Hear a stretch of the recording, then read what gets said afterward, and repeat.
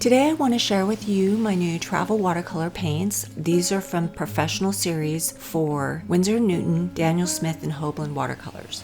Do you have a favorite brand? If so, leave it in the comments below. I'd love to know. I'm a floral artist and I paint a lot of tropicals and I paint a lot of landscapes, so I need bright hues and earthy tones. First up is cadmium yellow, and then the next color up is going to be my Winsor lemon. Then the third color up is raw sienna, and this is kind of newer on my palette because for most of my watercolor career I've used yellow ochre, and I may go back to that color. New Gamboge I've been using for probably about 6 or 7 years, and I love this color for flowers. And then the next colors are reds and oranges. I've got Pearl Orange. This is a relatively newer color on my palette. I use different hues for different kinds of flowers. Pearl Scarlet, and this is very fire engine red, so if you're going to find that you're going to want some reds to be opaque, some to be transparent, and it's good just to have a variety of colors.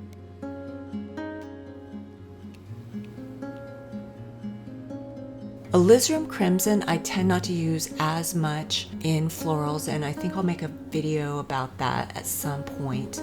I want to point out that Permanent Rose is an absolutely essential color for my palette. I love Permanent Rose. It's more of a pink color. And here you can see my palette. My palette's clean right now. In the next video it's going to be very messy because we're going to paint on the beach.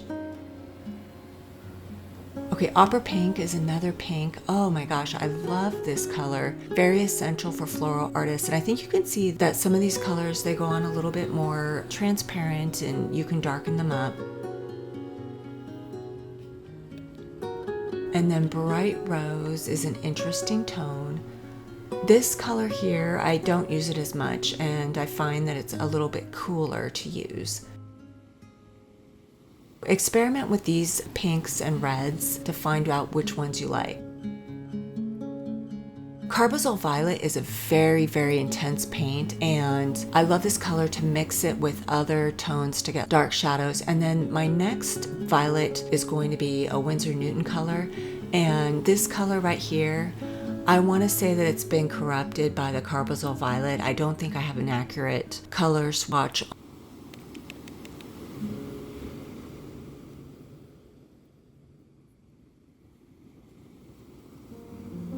So this Amethyst Genuine, this is a newer color for me, and I love it. It's very sophisticated.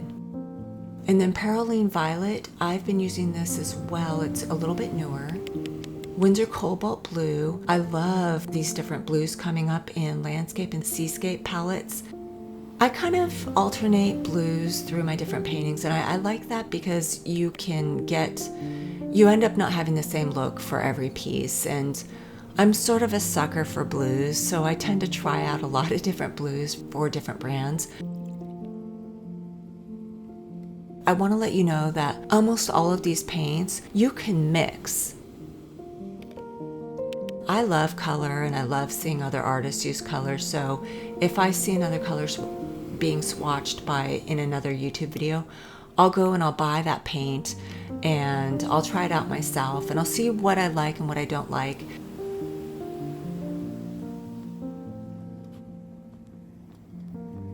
There's a few blues on my palette I've been using for forever, and I think this is, okay, Magnes Blue Hue. I use this blue a lot in skies, my seascapes, and my skies and my oceans always have a mix of blues. There's never just one color, and it's usually not just blues anyway. I'll be mixing some reds, some violets, and some yellows.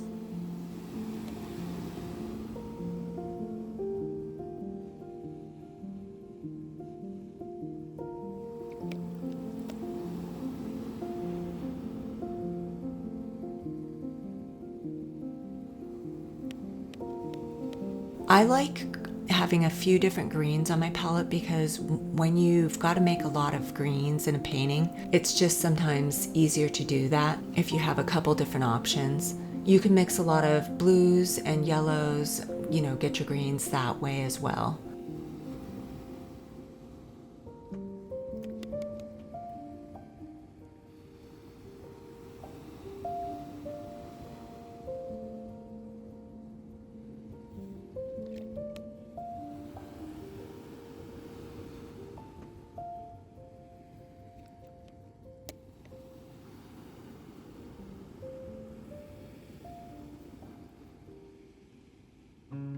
So Potter's Pink, I love Potter's Pink. It's a very romantic color and it's great for architecture and romantic florals. Oops, well, you know, I'm gonna swatch it again down there. I love this color for like flowers, like romantic flowers. This has become a new essential on my watercolor palette. And then this last line is more earthy tones like raw umber, burnt umber, raw sienna. You kind of need these different colors for landscapes. They're just handy to have. A lot of these are historic colors and they're very light fast. And then Venetian Red's interesting. It's a very, very opaque color. A little goes a long way. Experiment with this color if you want to try it. I love it. And I've had it on my palette for a long time, but you want to know how to use an opaque color, especially if you're going to be like mixing opaques and transparent colors. And then now Payne's Gray and Indigo. These are kind of, you know, easy grays. I always mix my grays on my palette, but sometimes I'll start with these. I could do a whole video on some of these gray colors, like the indigos can vary widely between brand colors. And this shadowy color, this Shadow Violet, I love this new color. I'm still experimenting with it. And if you want to have a fun color on your palette, I recommend Daniel Smith's Iridescent Gold. If you're not squeezing it straight out of the tube, you might have to get enough paint on your brush for the gold part to come out. But I guarantee you can make a nice little gold from this hue. It's a fun color. And then my last color is a titanium white.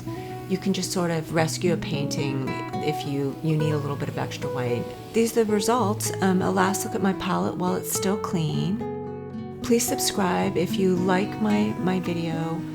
Watch this video next if you like to see how I made my new custom travel watercolor palette. In my next video, I'll be doing 20-minute watercolor sessions on the beach with my son, and we'll be making do in windy and cold conditions. If you'd like to see more of my art, please visit my website, floravita.lights.painting. I make reverse painted glass chandeliers, and I do oil paintings and watercolors and mixed media.